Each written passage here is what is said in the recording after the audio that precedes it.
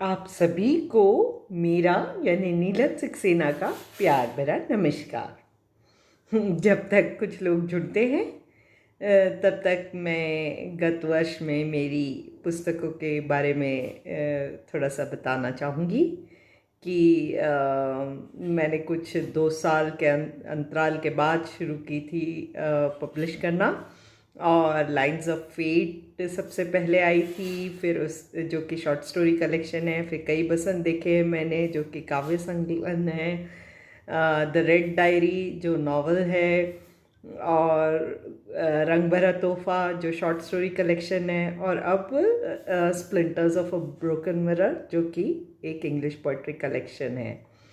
इस बीच एनबीटी ने जो मेरी एक बच्चों की पुस्तक रिलीज़ की थी उसका तीसरा रीप्रिंट 25,000 कॉपी प्रिंट की है। उसका उड़िया और पंजाबी में भी ट्रांसलेशन किया है। तो अब मैं देख रही हूँ कि काफ़ी लोग ज्वाइन कर लिए हैं, तो शुरू करते हैं कविताओं का सिलसिला। वीएनएस जी, बच्ची जी, कमलाकर जी, फारूक जी, आप सभी ने ज्वाइन कर लिया है, और नमिता ने ज्वाइन कर लिया। हाय नमिता, कैसी हो? तो शुरू करते हैं।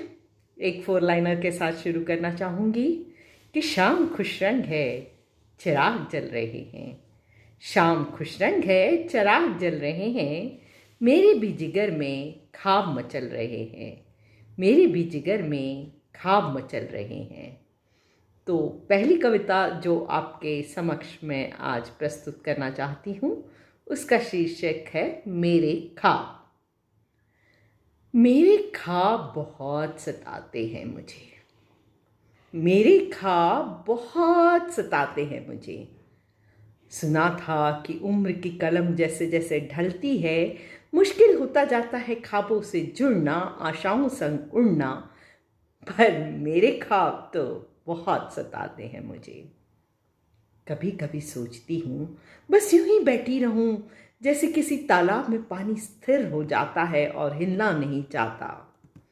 कभी कभी सोचती हूँ बस यूं ही बैठी रहूं, जैसे किसी तालाब में पानी स्थिर हो जाता है और हिलना नहीं चाहता, पर ये ख्वाब पत्थर मारकर मेरे स्थिर मन में हलचल मचा जाते हैं।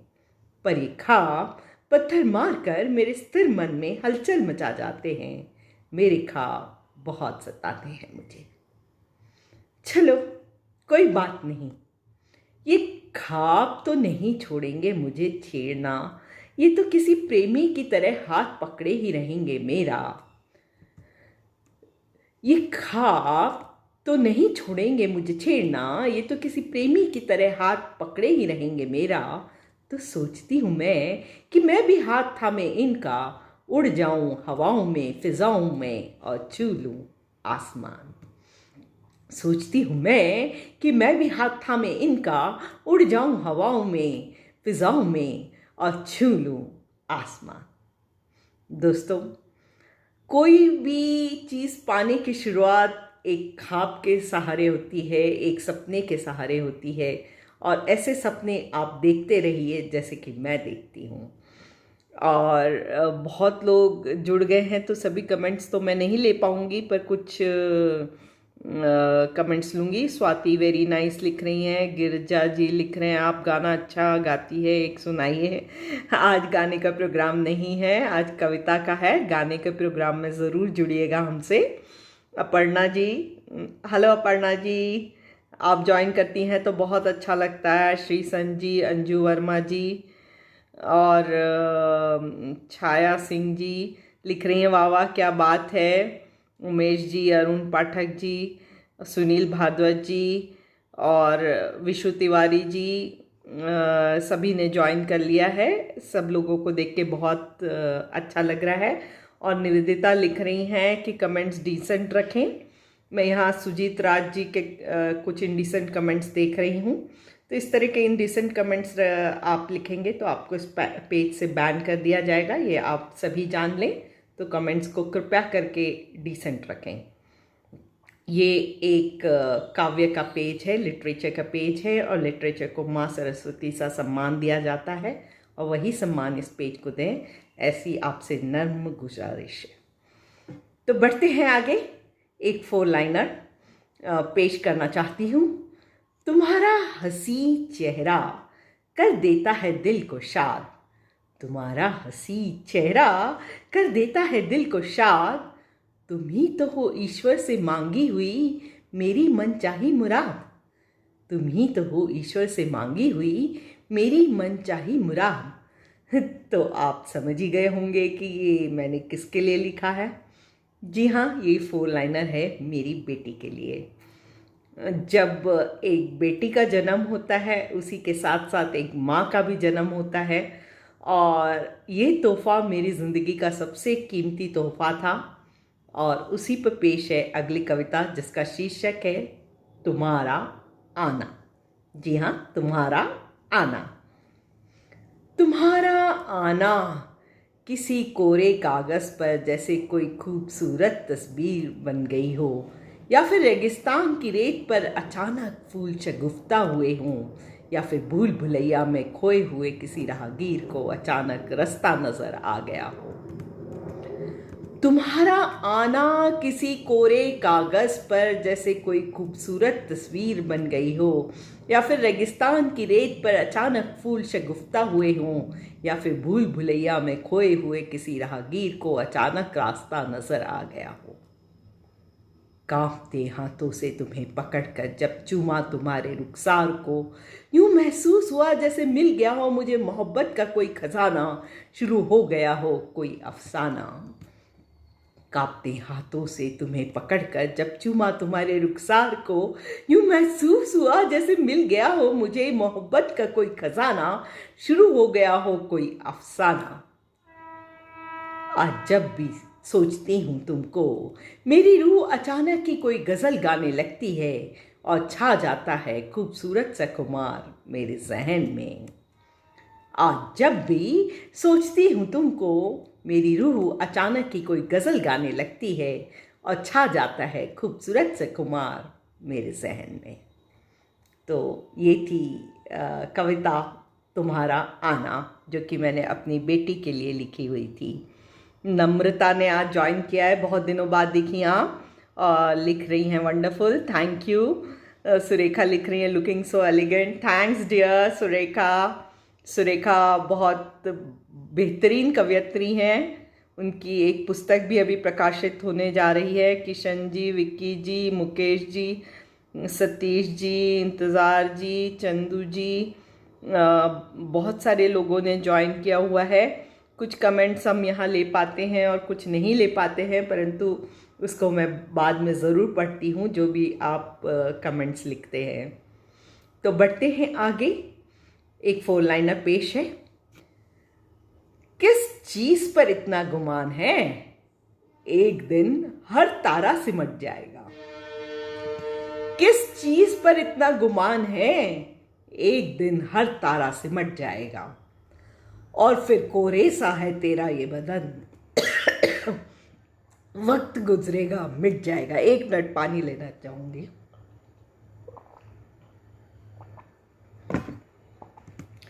तो एक बार फिर से ये 4 लाइनर पेश करना चाहूंगी कि किस चीज पर इतना गुमान है, एक दिन हर तारा सिमट जाएगा। और फिर कोहरे सा है तेरा ये बदन, वक्त गुजरेगा मिट जाएगा। तो अगली कविता जो पेश करने जा रही हूँ उसका शीर्षक है गुमान। दोस्तों, अक्सर कवि जब कविता लिखते हैं तो मैं के रूप में लिखते हैं, परंतु उसका मतलब सिर्फ मैं नहीं होता, उसका मतलब कोई भी हो सकता है। तो उसी तरह की ये एक कविता है गुमान। कर रही थी मुझे हजारों दुआ सलाम, शायद मेरा दिल टटोल रही थी शाम। कर रही थी मुझे हजारों दुआ सलाम, शायद मेरा दिल टटोल रही थी शाम। समझ न पाई क्या था उसे मुझसे काम, बेमतलब के कहाँ कोई होता है मेहरबान। समझ न पाई क्या था उसे मुझसे काम, बेमतलब के कहाँ कोई होता है मेहरबान। मैं भी सर ऊंचा कर गुरूर से बैठ गई, मुझे भी तो था अपने आप पर गुमान। मैं भी सर ऊंचा कर गुरूर से बैठ गई, मुझे भी तो था अपने आप पर गुमान। जितना बढ़ाया फासला वो उतनी पास आई, बन गई थी वो भी बिन बुलाई मेहमान। जितना बढ़ाया फासला वो उतनी पास आई, बन गई थी वो भी बिन बुलाई मेहमान। ये तो उसके जाने के बाद ही मैंने जाना, मेरी ही अच्छाई के लिए आई थी शाम। ये तो उसके जाने के बाद ही मैंने जाना, मेरी ही अच्छाई के लिए आई थी शाम। आखिरी 2 लाइनों पे गौर फरमाइएगा। वक्त ऐसे ही छोड़ देता है साथ उनका, जो प्यार को समझने लगते हैं एहसान। वक्त ऐसे ही छोड़ देता है साथ उनका, जो प्यार को समझने लगते हैं एहसान। तो ये थी मेरी कविता। इसमें ये कहना चाहती हूँ कि कभी भी अपने आप पर बहुत गुमान नहीं करना चाहिए, और जो ऐसे ही मिल जाता है उसको जो है उसका सम्मान करना चाहिए। किसी भी चीज़ को नज़रअंदाज नहीं करना चाहिए। तो कुछ लोग जो जुड़ गए हैं, अनीता लिख रही है ब्यूटीफुल दोस्त। हेलो अनीता, आपको जुड़ा हुआ देख के बहुत अच्छा लग रहा है। संजय जी जुड़े हुए हैं, नासिर जी जुड़े हुए हैं, अरुण जी जाजी नमस्ते जी जाजी लिख रहे हैं, बहुत सुंदर अभिव्यक्ति। और पटेल जी वेरी गुड लिख रहे हैं, आबिद जी सुपर लिख रहे हैं, नासिर अली जी जुड़ गए, अनीता जी वाह वाह लिख रही हैं, सुशील द्विवेदी जी प्रणाम लिख रहे हैं, और सुरेंद्र नाथ जी, मनोहर जोशी जी, राजेश मिश्रा जी, छाया सिंह जी लिख रही हैं, बहुत खूबसूरत तुम्हारा कविता शायद आप कहना चाहती हैं नीलम जी, बहुत शुक्रिया। तो ऐसे कई लोग जुड़े हुए हैं, तो बढ़ते हैं आगे। एक 4 लाइनर पेश करना चाहूँगी। रात काली है, मलिन है, पर जाने क्यों सब लगता है उजला उजला सा। रात काली है, मलिन है, पर जाने क्यों सब लगता है उजला उजला सा। चांद कानों में जाने क्या कह गया, नदिया का रूप भी है कुछ बदला बदला सा। चांद कानों में जाने क्या कह गया, नदिया का रूप भी है कुछ बदला बदला सा। दोस्तों, चांद पे न जाने कितनी कविताएं लिखी गई हैं, कितने गीत गाए गए हैं, पर इस वक्त जब मैं कविता लिख रही थी तो चांद में मुझे एक सौम्यता नज़र आ रही थी और नदिया के मन में उथल पुथल। तो चांद को देख के नदिया भी शांत हो गई, ऐसा मेरा इमेजिनेशन था। और मेरे मन ने क्या कहा वो पेश है अगली कविता में, जिसका शीर्षक है वो सलोना रूप चांद का। रात देखा जो वो शीतल सा चांद, आराम से अंगड़ाइयां लेता हुआ, यूं जैसे फलक की गोद में कोई बच्चा किलकारी मार रहा हो, तो एक जलन सी होने लगी। जाने कितनी उथल पुथल होती रहती है आकाश गंगा में, ब्रह्मांड में, पर उस सारी खलबली से परे वो निश्चित सा मुस्कुराता रहता है, जागता है अपनी मर्जी से, सोता है यूं जैसे कोई भी बेचैनी उसकी नींद उड़ा ही नहीं सकती। जाने कितनी उथल पुथल होती रहती है आकाश गंगा में, ब्रह्मांड में, पर उस सारी खलबली से परे वो निश्चित सा मुस्कुराता रहता है, जागता है अपनी मर्जी से, सोता है यूं जैसे कोई भी बेचैनी उसकी नींद नहीं उड़ा सकती। मन करने लगा या तो नोच लूं उसे या चिकोटी काट दूं कि दे दे वो मुझ पर भी थोड़ा सा ध्यान, और फिर मैं धीरे से पूछ लूं उससे उसकी शांति, उसके अमन चैन और उसकी स्थिरता का राज। और फिर मैं धीरे से पूछ लूं उससे उसकी शांति, उसके अमन चैन और उसकी स्थिरता का राज। दोस्तों, जिनका चित्त शांत होता है चांद की तरह, वही जिंदगी में कुछ पा पाते हैं। जो हरदम परेशान रहते हैं वो कुछ नहीं पाते, और यही इस कविता के ज़रिए मैंने कहने की कोशिश की है, और कुछ कमेंट्स लेने की कोशिश करूँगी। अरुण जीजा जी लिख रहे हैं शानदार, शुक्रिया जीजा जी। कमलेश जी ज्वाइन किए हैं, सुशील जी ज्वाइन किए हैं, नीता दी नमस्ते दी, बहुत बढ़िया लिख रही हैं, शिव प्रसाद जी, सुशांता जी, श्याम जी, वजा जी, शिव प्रसाद जी, मनोहर जोशी जी, वजदीप जी, सुरेंद्र नाथ जी, मुकेश शर्मा जी, मनोज कुमार जी, शालिक जी, अर्चना जी, बहुत सारे लोग ज्वाइन किए हुए हैं। आप सभी का शुक्रिया। जो कमेंट्स मैं अभी नहीं ले पा रही हूँ वो बाद में ज़रूर पढ़ूंगी, ऐसा आपको आश्वासन देना चाहती हूँ। और बढ़ते हैं आगे। एक फोन लाइनर पेश है। रिश्ते टूट जाए तो नहीं चिपकते किसी टेप से, रिश्ते टूट जाए तो नहीं चिपकते किसी टेप से, दिल में जख्म हो तो नहीं भरते किसी लेप से, दिल में जख्म हो तो नहीं भरते किसी लेप से। अगली कविता जो पेश करने जा रही हूं उसका शीर्षक है बदलना। कहते हैं कि लिखना कैथार्टिक होता है, यानी अगर आप लिखें तो अगर आपके मन में कुछ उथल पुथल मच रही हो तो वो शांत हो जाती है।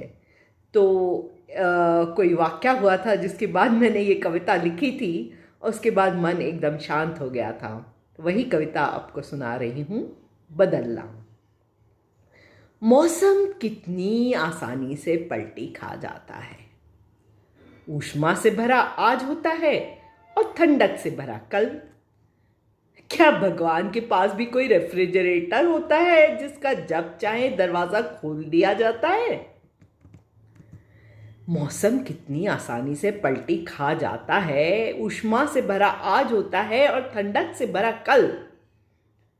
क्या भगवान के पास भी कोई रेफ्रिजरेटर होता है जिसका जब चाहे दरवाजा खोल दिया जाता है? खैर, मौसम को क्या दोष दें, खैर मौसम को क्या दोष दें, लोग भी तो बड़ी आसानी से बदल जाते हैं, लोग भी तो बड़ी आसानी से बदल जाते हैं। नेताओं का बदलना तो बड़ी आम बात है, नेताओं का बदलना तो बड़ी आम बात है, दोस्तों के बदलने में भी कहाँ वक्त लगता है, दोस्तों के बदलने में भी कहाँ वक्त लगता है। जिस तरह ठंडक से बचने के लिए मैं स्वेटर और मफलर टांग लेती हूँ, बदलते दोस्तों के दर्द से बचने के लिए भी कोई स्वेटर कोई मफलर बुन ही लूँगी। तो ये थी मेरी कविता बदलना। इस बीच कुछ कमेंट्स जो आए हैं उनको लेने की कोशिश करती हूँ।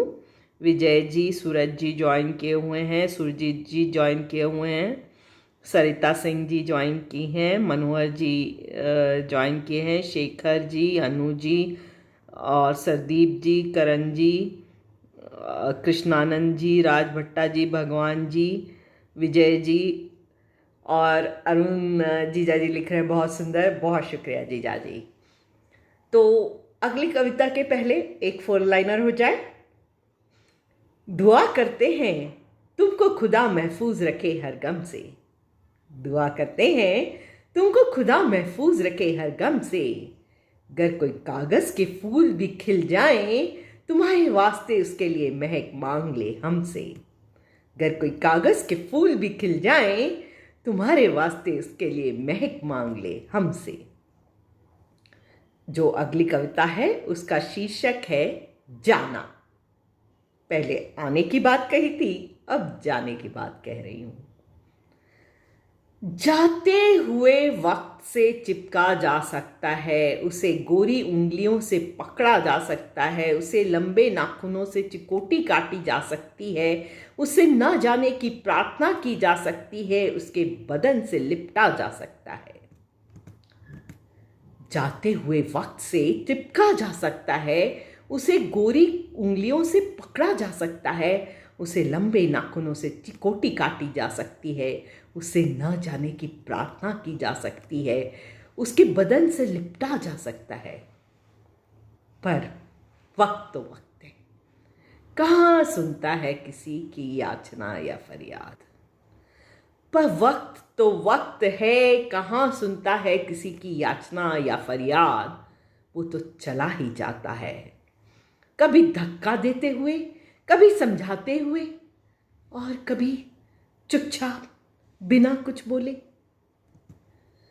वक्त तो वक्त है, वो तो चला ही जाता है, कभी धक्का देते हुए, कभी समझाते हुए, और कभी चुपचाप बिना कुछ बोले। कभी कभी तो उसके जाने के पच्चाप भी नहीं सुनाई देते। कभी कभी तो उसके जाने के पच्चाप भी नहीं सुनाई देते। जिंदगी का नियम है, जो आता है वो जाता भी है। जिंदगी का नियम है, जो आता है वो जाता है। एक दिन तुम भी चले जाओगे, एक दिन तुम भी चले जाओगे, पर मैं कहाँ कर पाऊंगी ऐसी याचना या फरियाद जो निरर्थक हो। मैं कहाँ कर पाऊंगी ऐसी याचना या फरियाद जो निरर्थक हो। सुनो, मैं तुमको मौका ही नहीं दूंगी जाने का। सुनो, मैं तुमको मौका ही नहीं दूंगी जाने का। इससे पहले कि तुम्हारे जाने की बारी आए, मैं ही चली जाऊंगी। इससे पहले कि तुम्हारे जाने की बारी आए, मैं ही चली जाऊंगी। तो ये थी मेरी कविता, और कुछ कमेंट्स लेने की कोशिश कर रही हूँ। जडेजा जी ने ज्वाइन किया है, राजेंद्र टंडन जी ने ज्वाइन किया हुआ है, और अरुण जिया जी लिख रहे हैं बेमिसाल भावुकतापूर्ण। अमित जी हाय लिख रहे हैं, और निशा जी लिख रही है गुड इवनिंग निशा जी। अंजलि जी बहुत खूब लिख रही है, बहुत शुक्रिया। करण जी ने भी ज्वाइन कर लिया है। तो बढ़ते हैं आगे। एक फोर लाइनर पेश है।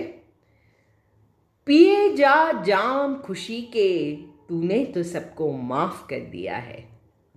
पिए जा जाम खुशी के, तूने तो सबको माफ कर दिया है। तू ऐसे मुक्त हो गया है जैसे तू हरदम सुकून से जिया है। तू ऐसे मुक्त हो गया है जैसे तू हरदम सुकून से जिया है। कहते हैं ना कि अगर किसी को माफ़ कर दो, मन से माफ़ कर दो, तो अपने दिल में अमन चैन मिल जाता है, खुद को शांति मिलती है। इसलिए लोगों को माफ़ करते रहना चाहिए ज़िंदगी में। तो अगली और आखिरी कविता जो आज मैं पेश करने जा रही हूँ, उसका शीर्षक है जीना लम्हों में। जी हाँ, जीना लम्हों में। बर्फ की तरह कठोर दिल वक्त भी अब आहिस्ता आहिस्ता पिघलने लगा है।